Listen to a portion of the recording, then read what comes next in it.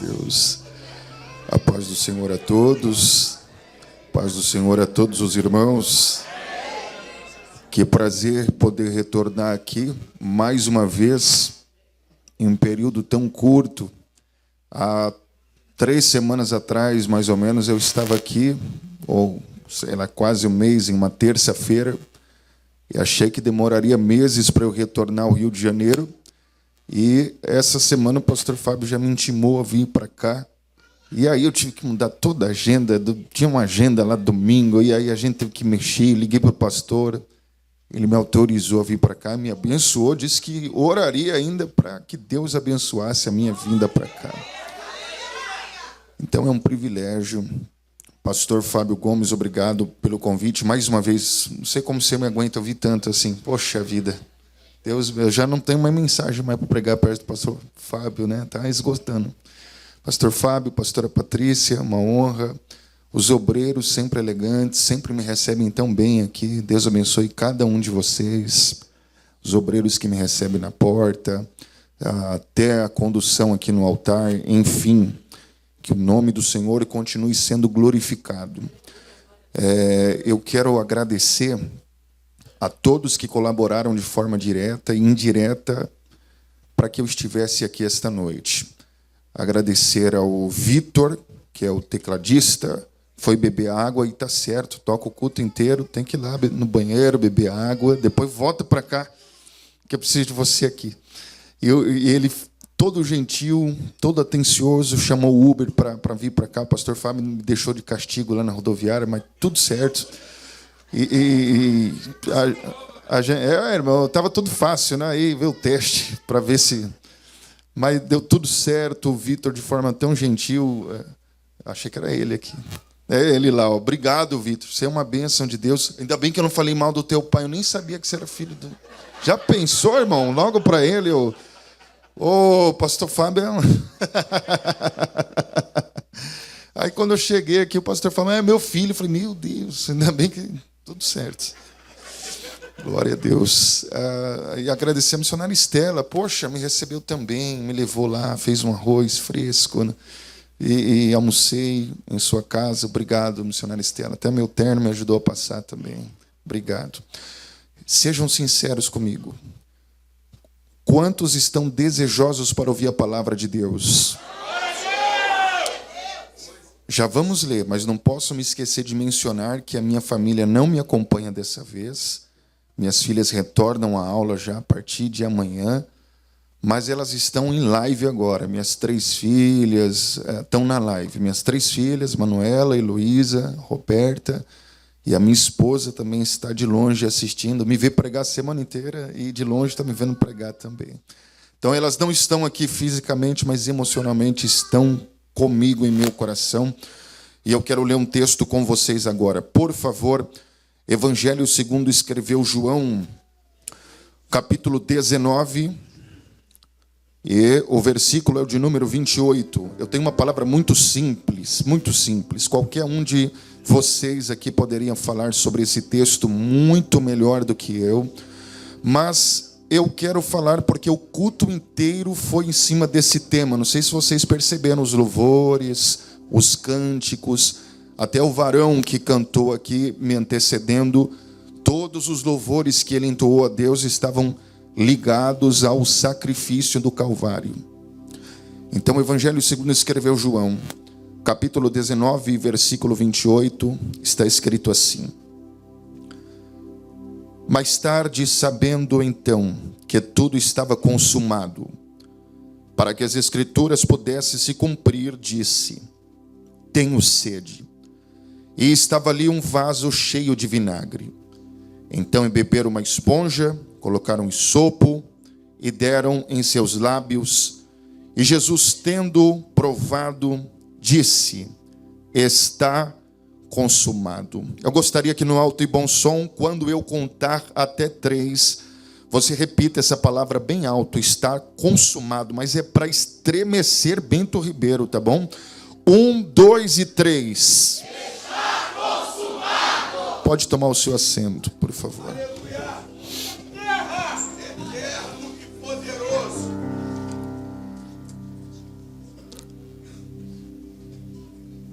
Jesus chegou no alto do Gólgota completamente dilacerado. Face, peito, barriga, pernas comprometidos após uma violência terrível cometida contra o seu corpo.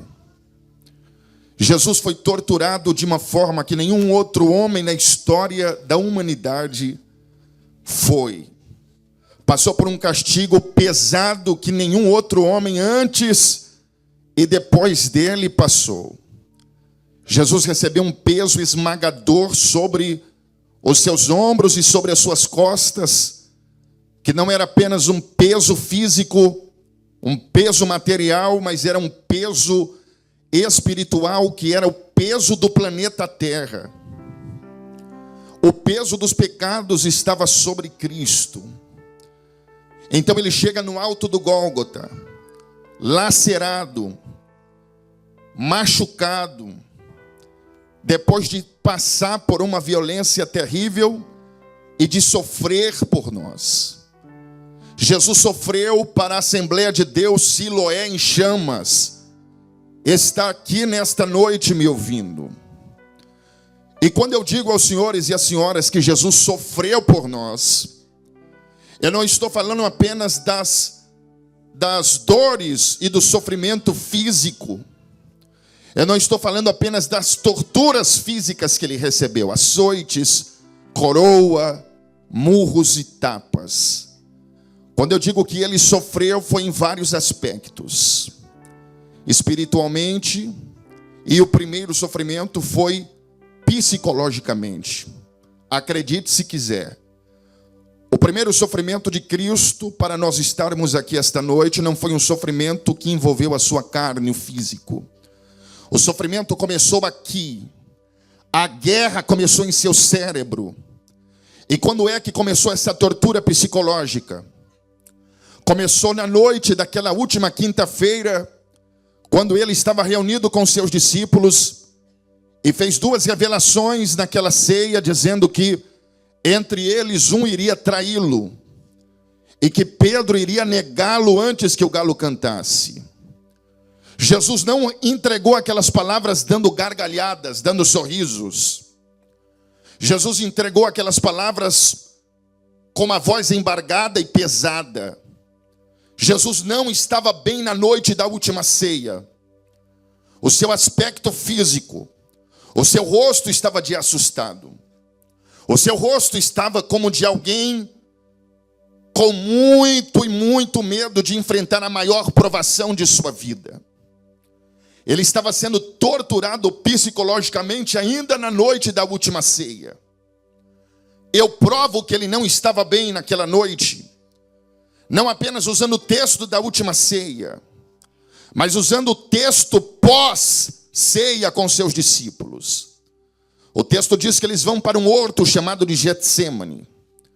Ele deixa 8 discípulos em um lado do jardim e leva 3 para um local mais íntimo, Pedro, Tiago e João. Por qual motivo ele escolhe apenas os 3? 2 motivos. Primeiro, porque eles eram os mais bem preparados psicologicamente para entender o que estava acontecendo. E eram os mais bem preparados espiritualmente também. Não é à toa que nos principais eventos do ministério de Cristo, eles participaram. Na transfiguração, na ressurreição da filha de Jairo, se lembra? Entrou o pai e a mãe da menina, Pedro, Tiago e João. E é só para eles que Jesus fala uma frase que eles nunca tinham escutado antes. Se lembrem que da boca do mestre eles já tinham escutado todos os tipos de frase. Pai, te dou graças. Lázaro, venha para fora. Enxergue. Pegue teu leito. Ande. Vai e conte o seu testemunho. Eu sou o pão vivo que desceu do céu. Eu sou a ressurreição e a vida. Eu sou a porta para as minhas ovelhas. E muitas outras frases. Só que no Getsemane, ele diz para eles assim: a minha alma está triste até a morte. Essa palavra triste até a morte, quando você faz a exegese do texto, é mais forte do que você pode imaginar. Ele estava dizendo: eu estou com uma tristeza tão esmagadora, ao ponto de ter um mal súbito aqui diante de vocês. Então velai comigo. A palavra velar não é de alguém que vai para um velório chorar. Não, senhor, não tem nada a ver. A palavra velar é como de um sentinela que sobe no alto de uma torre para observar se algum inimigo está chegando até as redondezas do terreno onde eles estão guardando. Ficai aqui, velai, vigiai e orai. Por qual motivo, mestre? Porque o espírito está pronto, mas a carne é fraca. Jesus vai deixar eles com essas palavras, com esse pedido, e vai dar uma distância de mais ou menos 20 metros. E ele dobra os joelhos fazendo uma oração que nunca tinha ensinado ninguém a fazer antes. Uma vez foram até o mestre e falaram assim: ensina-nos a orar, Senhor. E ele disse: tá bom. Quando vocês forem orar, comecem dizendo: Pai nosso que estais no céu, santificado seja o teu nome. Venha a nós o teu reino, seja feita a tua vontade. Você conhece o resto.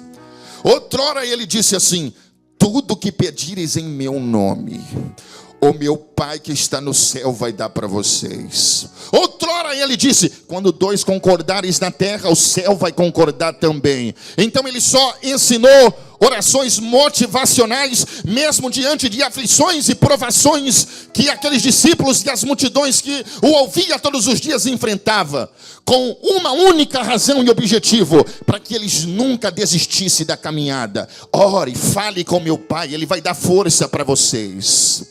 Só que no Getsemane, a oração que ele faz, ele nunca tinha orado antes, ele mesmo. Na hora H, ele fala: Pai, se possível, afasta de mim este cálice. E que cálice era esse, obreiros? Era o cálice de Isaías, o cálice da ira de Deus. E ele não orou uma única vez só, igual você vê em filmes, séries ou novelas. Mateus capítulo 26, a partir do versículo 39, diz que foram por 3 vezes que ele fez esse pedido: afasta de mim este cálice. Ele pede a primeira vez, se levanta, vai até os discípulos que estavam dormindo. E por favor, não critiquem os discípulos, igual eu já vi inúmeros pregadores batendo nos discípulos que estavam dormindo, chamando de preguiçosos, de desleixados, de que alguém que não sabia comprar a briga do outro. Não, Senhor, o texto diz que eles não estavam dormindo de preguiça, não estavam dormindo de relaxo, estavam dormindo de tristeza. A tristeza que o mestre compartilhou com eles foi tão profunda que eles sentiram. Por que eles sentiram? Porque eles tinham a empatia dentro deles. Vocês sabem que existe 3 tipos de empatia, não é?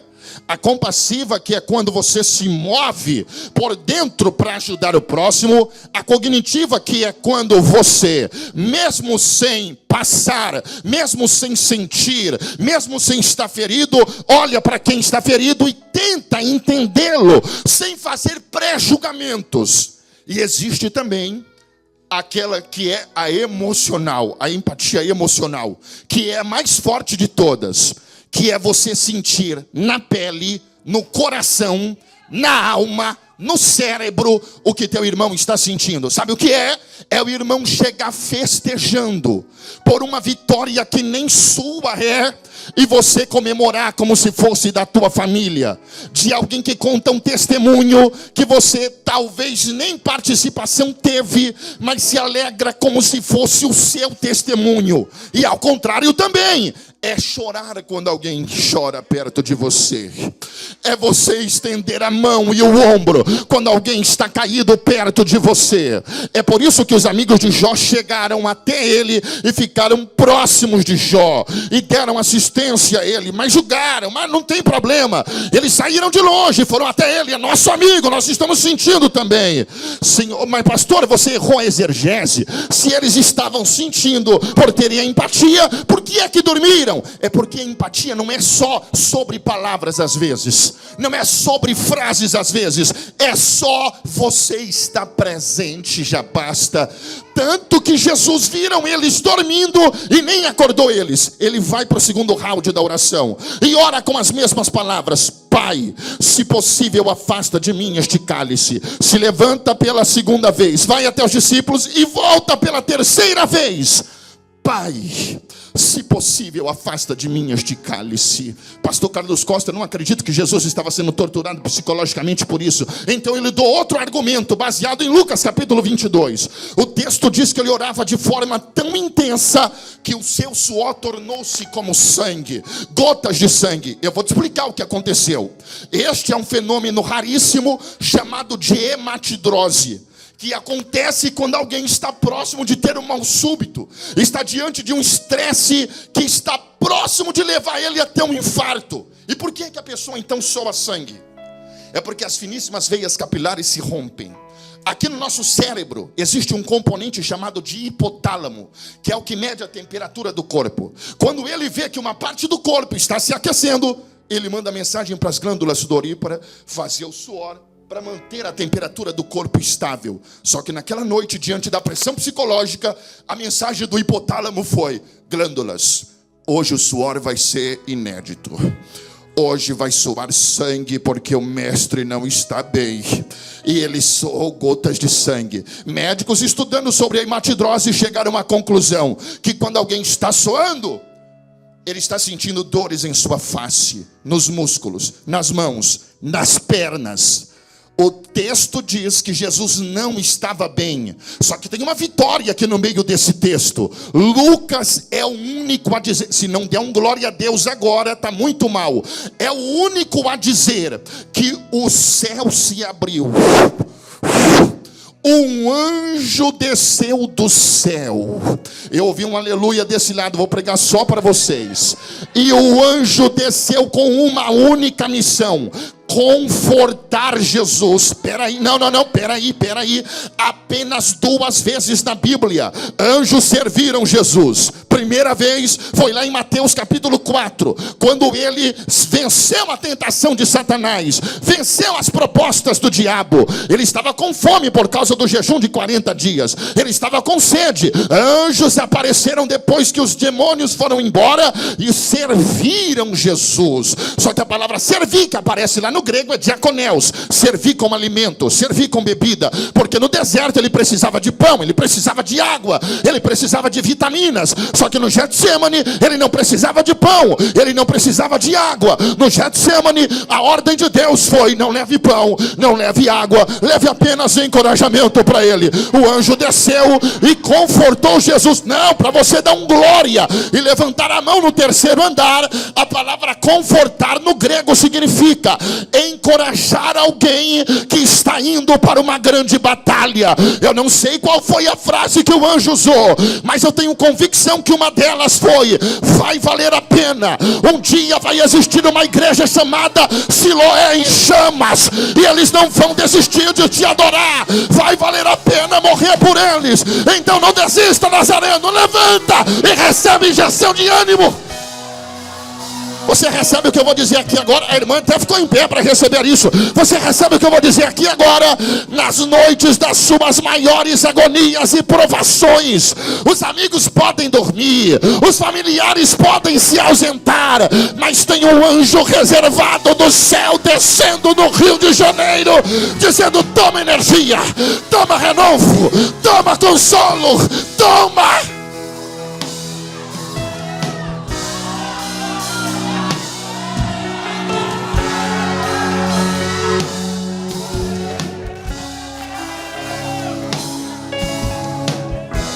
Escute. É por isso que a oração não terminou. Afasta de mim, afasta de mim. A oração terminou. Todavia seja feita a tua vontade.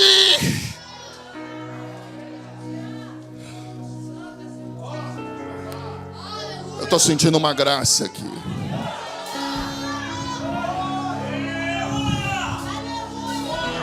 Oh, Porecalamara Xúria.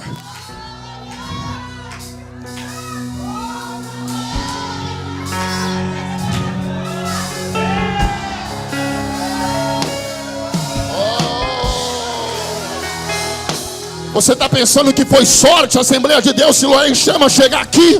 Está pensando que é sorte ter uma igreja com galeria? Está pensando que é sorte abrir igreja lá em Caxias? Está pensando que é sorte ter aniversário dia 5 de outubro? Não é. É porque quando lá atrás pastor Fábio e pastora Patrícia olharam para as aflições e falaram: será que vai dar? Será que vai ter como? Será que vai acontecer? Nas noites quando faltava ofertantes, dizimista, nas noites que não entrava oferta, que não entrava dízimo, nas noites que parecia que a congregação fecharia, o anjo desceu para restaurar a igreja.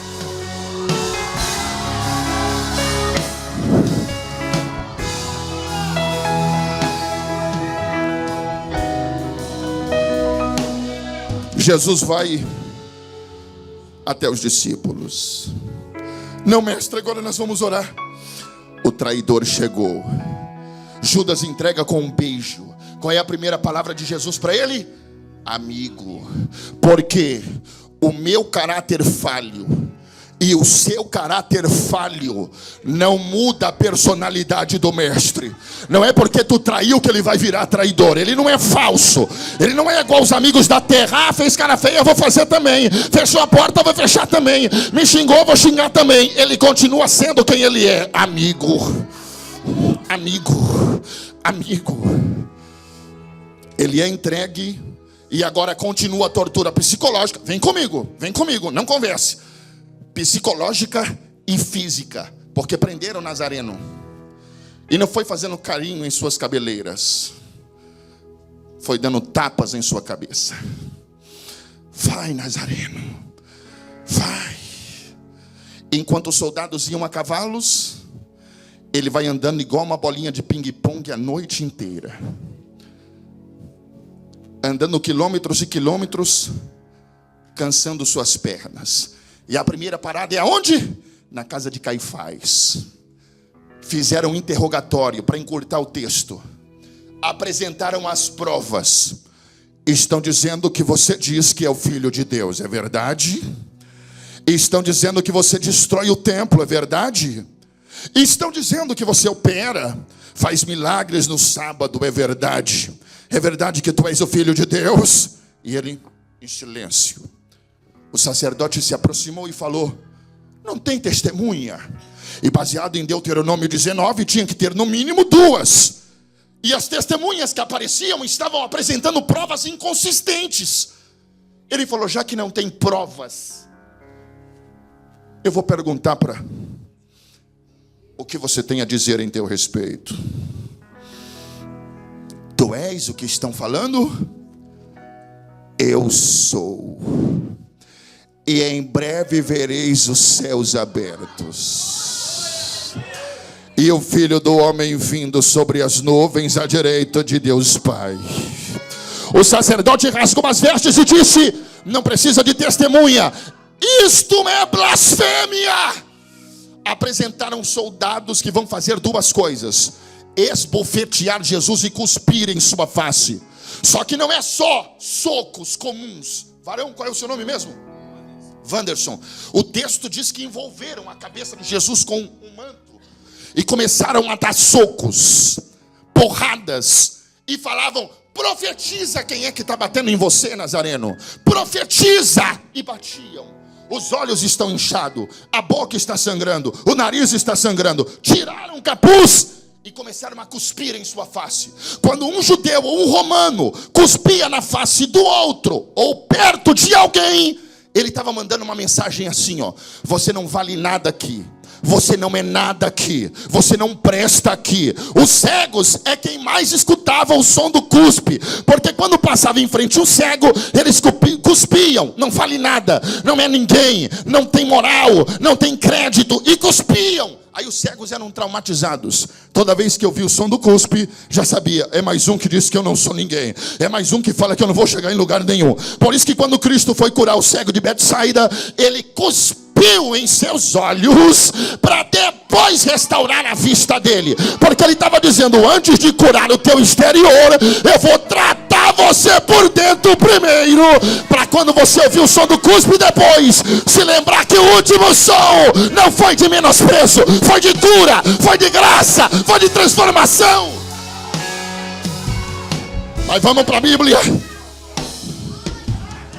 Irmão, aqui é mais 15 minutos só nesse negócio, mas vamos, eu tenho um negócio especial para dar para vocês aqui. Ouça! O texto diz que cuspiram na face do mestre. Sabe qual era o recado? Vale nada aqui, vale nada aqui, vale nada aqui. 2000 anos atrás cuspiram nele. 2000 anos se passaram. E aqui tem um povo que diz: você é tudo para a nossa alma. Jesus vai andar quilômetros e quilômetros assim, ó, costela doendo, rosto inchado, boca sangrando. Vai andar 2 quilômetros até Pôncio Pilatos, que olhou, levou ele por trás das cortinas e falou: é verdade que estão dizendo que você tem um reino? O meu reino não é desse mundo aqui.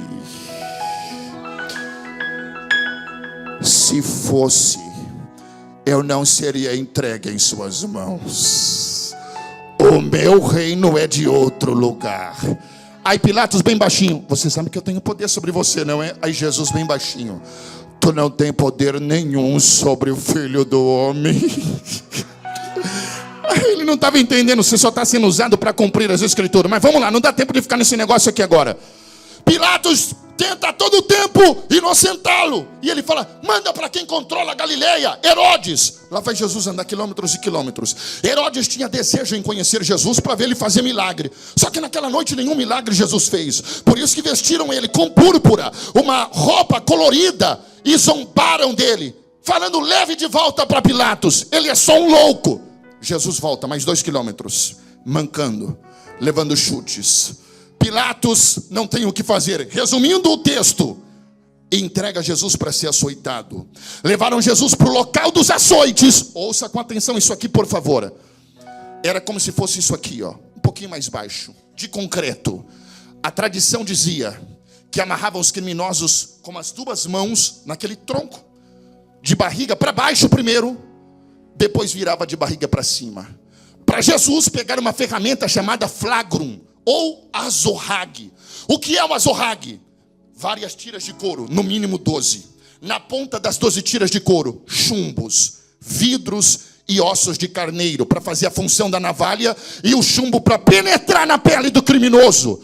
Alguns que sofriam punições leves, era com a vara de correção comum. Era uma vara só de couro, lisa. Aí era fácil, assim, ó, pum, pum, pum. Só que o azorrague, segundo os historiadores, como Tácito, diz que quando ia usar o flagrum, era assim, ó.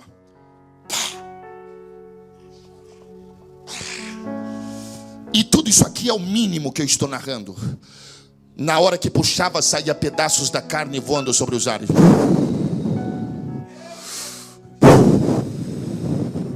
Os historiadores, analisando a morte de crucificação, falaram que vários criminosos ficaram com as costelas expostas, órgãos expostos, e a maioria morria na hora dos açoites. Só que Cristo está desfigurado, dilacerado, perdendo líquidos de sangue, pálido, com febre, sem enxergar mais nada. Levanta o Nazareno, senta ele em uma cadeira e diz: tu é rei, tome aqui a tua coroa. Não era só um anel, era um capacete igual aqueles romanos. Espinhos de quase 6 centímetros bateram em sua cabeça, pegaram uma cana e feriram a sua cabeça também. Recebe a tua coroa, pá! Cravou no couro cabeludo, uma das partes que mais sangue tem. Sangue desce sobre o rosto de Jesus. Pegaram uma manta cor púrpura, colocaram sobre as feridas e falaram: salve o rei dos judeus. Pilatos lavou as mãos, entregou a cruz, porque a multidão que há 5 dias atrás gritava: Hosana, Hosana, é a mesma que, influenciada por A e B, diz: é É isso aí. Solte Barrabás, crucifique o Nazareno. Solte Barrabás, crucifique o Nazareno. Por isso que por onde eu passo eu deixo um conselho: não se iluda com aplausos, não se iluda com tapinha nas costas, não se iluda com nada disso.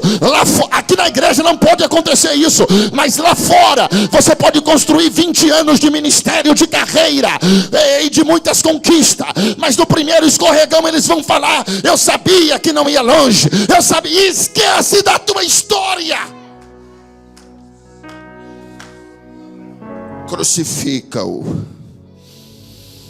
Jesus vai carregar 1 quilômetro a madeira até o alto do Gólgota. Jesus sempre conseguiu tudo.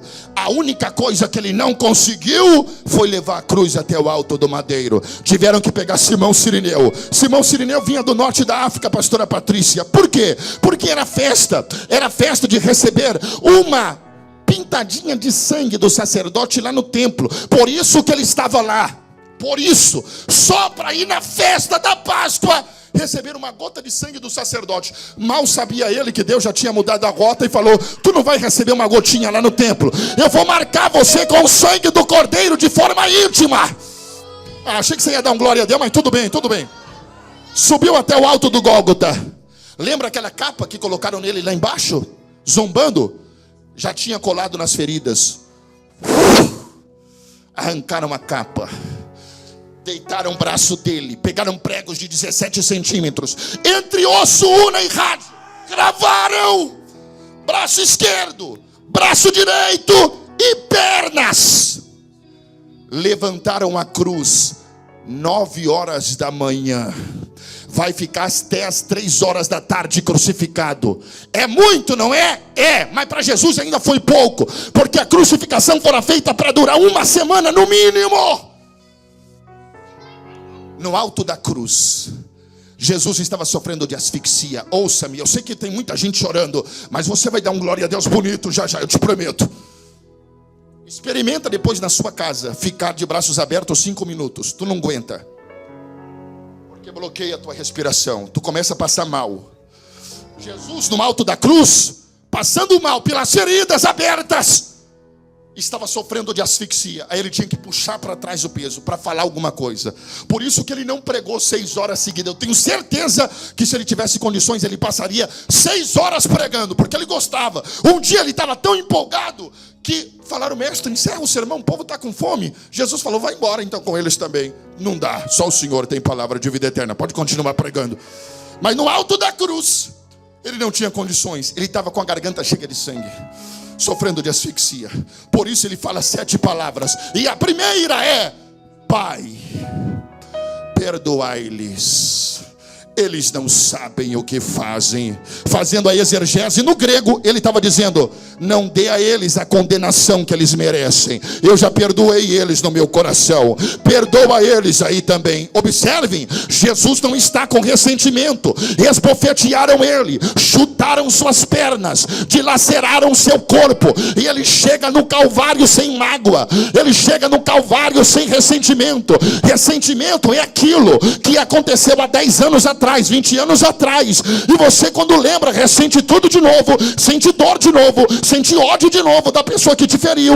E ressentimento é você beber veneno esperando que o outro morra. Mas no Calvário o avivamento não começa com ódio, não começa com fogo consumidor de inimigos, começa com perdão. É assim que nasce uma igreja, com perdão. E não vem com essa de que você perdoou, mas não vai mais cumprimentar a irmã. Eu perdoei, mas se ela for cantar eu não vou, se ele for pregar eu não vou. Isso não é perdão que você liberou, foi o espírito de confusão de Satanás que entrou na tua mente e disse: tu perdoou, mas não perdoou nada. Perdoar não significa que você tem que andar junto de novo, embora seja o recomendado. Tu não precisa andar junto, é simples. Perdoar é pegar da mão de quem feriu você e falar: eu não sinto mais nada, eu lembro.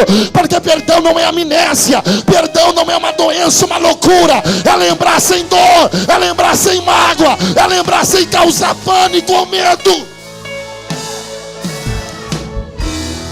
Pegue na mão de alguém do seu lado aí, diga: me ame hoje, irmão. Fala para ele: me ame hoje. Fala para ele: tira uma foto comigo hoje. Você viu o que você falou, né? Tira uma foto comigo hoje. Mas é para postar hoje, meu filho. Não espere morrer para mandar textão no Facebook ou no Instagram. Porque tem gente que é tão falsa que espera morrer para postar texto. Nunca disse o meu te amo pro pai. Inventa um monte de história depois que o pai morre. E hoje ninguém escreve mais. Hoje o chat GPT faz tudo. Escreve uma mensagem de luto. Escreve uma mensagem de aniversário. Nada mais sai da alma. Tudo sai da inteligência. Mas aqui essa igreja não vai crescer com inteligência, vai crescer com interior, com perdão, com graça.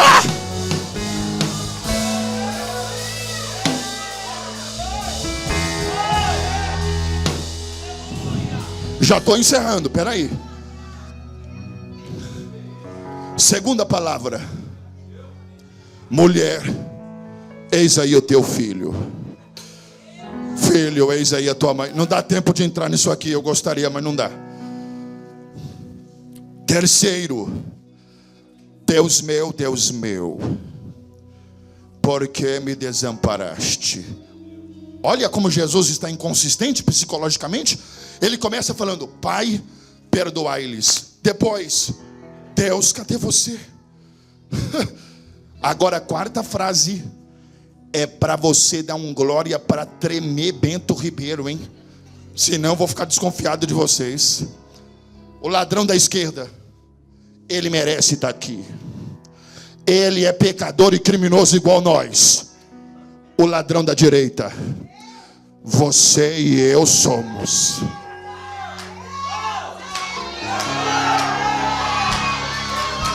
Mas esse homem aqui é um santo homem de Deus. O ladrão da cruz é crente igual Bento Ribeiro e os crentes que aqui estão. Porque ele não precisa acreditar que Jesus é rei, com ele com coroa de glória, com manto salpicado no sangue e com pé como latão reluzente. É moleza acreditar em rei assim. Ele está vendo Jesus desfigurado, coroa de espinho. Ele está vendo os olhos inchados, a boca sangrando. Mas ele diz: esse homem aqui tem um reino. Eu acredito em você. Eu acredito em você. Eu acredito em você. Eu acredito em você. Eu acredito em você. Peraí. Coloque a mão no ombro de alguém do seu lado aí e diga para ele: não importa se você está sangrando, não importa se você tem coroa de espinho, eu acredito em você. Eu acredito em você. Eu acredito em você. Eu acredito em...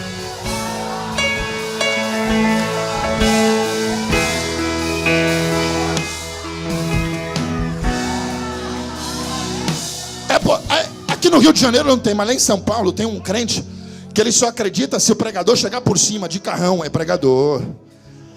Ah, cantor. Olha, chegou num carro bom. É cantor mesmo. Mas se chegar todo humildezinho. Mas aqui ninguém depende de exterior para acreditar em ministério. O camarada pode ser cego, o camarada pode não ter carro, pode vir de chinela havaiana para a igreja, mas tu é crente, não é? Nada disso vai mudar a tua percepção sobre ele. Tem gente que só recebe profecia se for o pregador entregando, se for o irmãozinho da igreja. Mas aqui nós temos uma função só: é acreditar mesmo quando o ministério do outro sangra. Pera. Aí Jesus olhou para ele em grego: Amenlegosoi, semeromet emu inde paradiso. Sabe por que eu falei em grego? Porque tentaram desmerecer a salvação de Jesus e falaram: não, o texto está escrito assim: eis que te digo, hoje estarás comigo no paraíso. Mas ele não foi salvo naquele dia, pastor. No grego ele está dizendo claramente: em verdade te digo, hoje. E não vem que, mas tem uma... Não, no grego não tem vírgula nada. Eu sou exegeta, eu sei o que eu estou falando. Não tem vírgula lá. Hoje estarás comigo. Sabe por quê? Porque ele não está nem aí se tu andava com arma na cintura, com baseado na boca. Ele não está nem aí quem era tu antes de entrar nesse culto. Ele quer saber como você vai enxergar ele daqui para frente. O ladrão disse: quando entrares no teu reino. Jesus disse: hoje.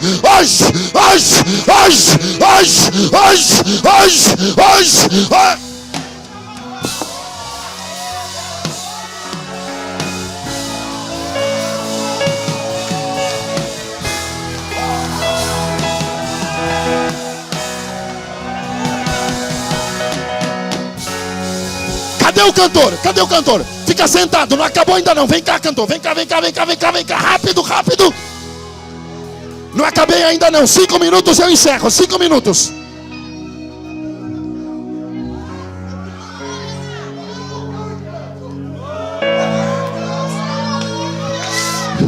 Tem uma graça que está renovando a Siloé em chamas aqui esta noite. Vamos lá, cantor, vamos lá.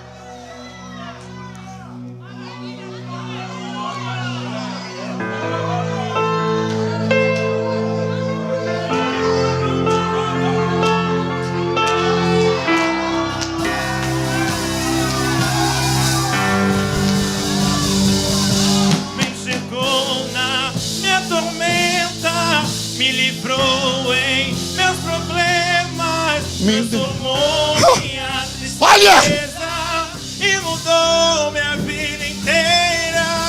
Me vestiu com roupas novas, pôs azeite em minha cabeça, me deu um lugar na mesa. Peraí, vocês já vão continuar. Peraí, eu vou encerrar. Calma, senta aí rapidinho. Vou encerrar, 5 minutos. Fica aí, cantor, tu vai cantar. Quinta palavra. Tenho sede. Deram vinagre para ele com uma esponja. E ele bebeu o vinagre. Não, pastor, mas tem outro texto que diz que ele cuspiu. Sim. Quando logo que ele chegou no Calvário, ele cuspiu, sim. Mas depois ele pediu, e o texto diz, e bebeu. Com amargo em sua boca, ele vai pronunciar a 6ª palavra. Em grego de novo, vocês vão gritar, porque eu gosto de ouvir os cariocas falando algumas palavrinhas. Ele fala assim, ó, tetelestai. Não, pera, no 3 tu vai gritar isso aqui. E essa é mais ou menos assim, né? Tetelestai, não é? Vai, 1, 2 e 3. Ele grita isso, a 6ª palavra, não é? Só que tem um porém. Tetelestai era usada em 3 situações diferentes. Quantas? Quantas? Primeiro, quando um servo executava um pedido do seu senhor, ele voltava e dizia, tetelestai. O que o senhor pediu eu fiz. Achei que você ia dar... só por irmão. Segunda situação para alguém usar tetelestai era quando um rei saía para guerrear. Ele vencia o rei inimigo no campo de batalha, costurava as roupas do rei perdido na tela e voltava para o seu reino e gritava o quê? O inimigo caiu no campo de batalha, vencemos. Não, pera. Terceira situação para alguém usar tetelestai era quando alguém comprava um terreno ou uma casa a prazo. Na época não tinha Pix, não tinha TED, não tinha nada disso. Tinha que pagar lá na onde comprou. Aí levava lá o boleto. Aí janeiro, fevereiro, março, abril, era um carimbo assim, ó. Pago, pago, pago, pago. Aí chegava um dia. Última parcela.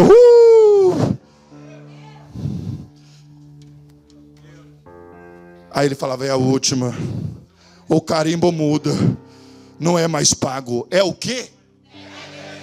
A dívida foi totalmente abatida.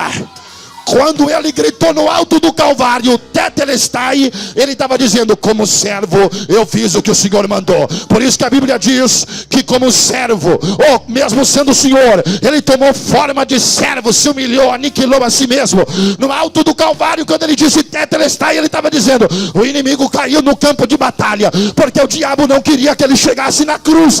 Tem uma lenda que conta por aí, que teve festa no inferno quando Jesus morreu. É mentira. Ele usou Herodes para matar Jesus em Belém. O anjo deu livramento. Ele foi lá no deserto, levou Jesus para um lugar alto, porque o Satanás apresenta só lugares altos. Olha o que eu tenho para você, se curve a mim, tu não veio pelo mundo. É por isso que ele usou Pedro quando ele falava do Calvário, e Pedro disse, não precisa disso. Jesus disse, para trás de mim, Satanás. No Calvário, quando os homens gritavam, desça e prove que tu és o Cristo, era o diabo desesperado aos 45 do segundo tempo. Tira ele da cruz, tira ele da cruz, tira ele da cruz, tira ele da cruz, tira ele da cruz. Aí quando ele grita Tetelestai, ele estava dizendo: o inimigo caiu no campo de batalha. Quando ele grita Tetelestai, ele estava dizendo: a dívida de Adão lá no jardim do Éden, eu estou rasgando agora nas minhas mãos. Não existe, não existe, não existe, não existe, não existe, não existe, não existe, não existe. Transformou minha tristeza e mudou minha vida inteira. Me vestiu com roupas novas, pôs azeite em minha cabeça, me deu lugar na mesa. O meu pai. Peraí. Quando ele disse está consumado, o sol se escureceu. Houve um terremoto no Gólgota. Os mortos que estavam sepultados no Gólgota ressuscitaram. Você não estava morto? Estava. Você também não estava? Estava. O que aconteceu? Ouvi falar que um nazareno morreu aí no Calvário, hein? Aí o texto diz: o véu do templo se rasgou. Aí alguém diz assim, ó: o véu se rasgou e agora você pode entrar. Mas não é só por isso não, meu filho. O Talmud diz assim, que quando o templo foi reconstruído, depois da destruição de Nabucodonosor, a arca da aliança desapareceu, não é? Até hoje ninguém sabe onde está a arca. Sabe o que colocaram lá no Santíssimo Lugar? Uma pedra que chama Pedra da Fundação. Aí os sumos sacerdotes entravam lá uma vez por ano. Não tinha a arca da aliança, tinha uma pedra. Ao invés de adorar, eles choravam: meu Deus, não tem arca, só tem pedra, só tem pedra. Aí quando eles saíam, o povo perguntava: a arca está lá? Tá. A arca está lá? Tá. Aí o imperador Cláudio Augusto dizia: não fale para ninguém que não tem arca, senão vai se levantar uma revolta religiosa aqui, hein? Diz que a arca está lá. Por isso que tem um hino que os rabinos cantam, que lá no Santo dos Santos só sobrou uma pedra para eles chorarem. Só que quando o véu se rasgou, Deus estava dizendo: olha lá, ó, a arca não está lá. Aí quem não andou com Jesus, os desviados, os que nunca conheceram o evangelho, estava assim, ó: se não tem arca, não tem presença, não tem poder, não tem glória, meu Deus, e agora? Só que aí apareceu o povo que congregava na Siloé em chamas.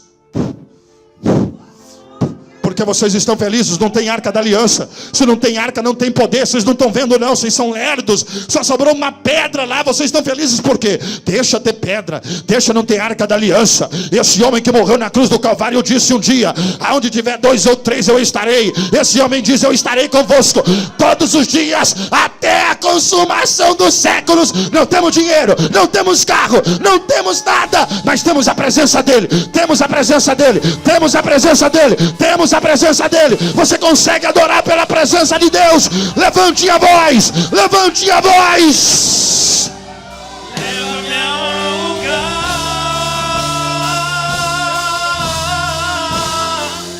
onde só você e eu desfrutamos o momento. Te amo, meu rapaz.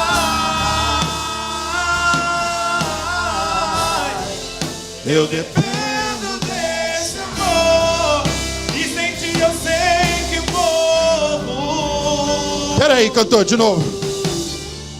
Eu passei do horário um pouquinho, mas o pastor falou: faz um negócio importante aí. Eu não vim de São Paulo aqui à toa, irmão. Eu estou 2 dias sem dormir já. Eu vim entregar essa palavra para você porque tem alguém precisando tomar uma decisão hoje. Tu entrou aqui desviado, afastado da igreja, e Jesus está dizendo: não quero saber quem você era. Eu quero mudar você de uma vez por todas. Talvez eu estou pregando para alguém que está afastado, ou que nunca foi crente, e agora chegou o teu momento, jovem. O que tu vai fazer depois de ouvir essa palavra? Vai continuar gritando para MC? Vai continuar gritando para cantor A ou B? Ou nesta noite tu vai entregar tua vida para o homem que mudou toda a história do universo pelo Calvário? É por isso que eu pergunto: alguém deseja aceitar Jesus agora? Levante a sua mão bem alto. Alguém deseja aceitar Jesus agora ou se reconciliar? Levante a sua mão bem alto, bem alto, bem alto. Cadê você? Cadê o primeiro? Cadê o primeiro? Ele está falando: eu quero te dar um banho de graça e de sangue. Eu quero te dar um banho de graça e de sangue agora. Cadê o primeiro que vai mudar de vida? Mudar, que vai receber a salvação dele na tua alma agora. Cadê você? Desculpa ser muito claro, mas qual é o teu propósito em vir à igreja? É dar uma ficada com Jesus? Um amasso e sair fora? Ou você está disposto a ter um relacionamento com Ele como nunca antes? Ele tem o poder de mudar a sua história. Quem é o primeiro que vai tomar essa decisão tão linda aqui? Lembra daquela história que eu contei na última vez que eu preguei aqui? Do homem em cima do muro? Que o inferno gritava, ou o céu gritava: venha, venha, venha. E o inferno quieto. Aí o homem olhou para o inferno e falou: por que vocês não gritam? Aí o inferno falou: é porque está em cima do muro, já é nosso. Quem não tomou decisão já é nosso. Hoje Deus está dizendo: pula para o lado de cá do muro e venha para a salvação. Tem alguém para Jesus aqui? Eu vou contar até 3. Eu não sei quem é crente, quem não é, irmãos. Eu não conheço o rosto dos irmãos. Mas há um Espírito falando para mim aqui. O Espírito de Deus está falando: eu quero salvar a vida de alguém aqui. Eu quero salvar a história de alguém aqui. Dá uma alegria que ele nunca teve antes na vida dele. Ele só conheceu a alegria passageira, da bebida, do crack, da maconha. Mas eu tenho a verdadeira alegria do céu para entregar para ele aqui nessa noite. Vou contar até 3 para você tomar uma decisão. Eu conto 1. Eu conto 2. Eu conto 3. Tem alguém para Jesus? Não tem? Tua voz, Senhor. Eu não acredito que tu vai sair desse culto do mesmo jeito depois de ouvir essa palavra. Eu não acredito. Ecoa sobre as águas. Ele quer tanto mudar a sua vida. Alma inquieta que não consegue descansar. Ele quer tanto mudar e marcar a tua história. Te dá uma história linda. Ser o teu amigo na hora da angústia. Ele quer ser o teu amigo das horas amargas. Na horas amargas do mundo, os teus amigos vão embora e te deixam. Quando tu não tem dinheiro, eles te deixam. Mas o Espírito de Deus não te larga. Venha para esse Jesus essa noite. Venha. Eu preciso calar todas as vozes, menos a tua. Deixa o Espírito te convencer. Pastor, eu estou bebendo, eu não posso aceitar Jesus. Ele está falando: tu está do jeito que eu quero. Eu vou ajudar você a se libertar. Eu vou ajudar você a largar essas coisas. Eu vou ajudar você. Alguém para Jesus. Oh Deus, eu não vou insistir mais, hein? Que a graça do Senhor te abrace esta noite. Que até o final desse culto você possa tomar a melhor decisão de sua vida.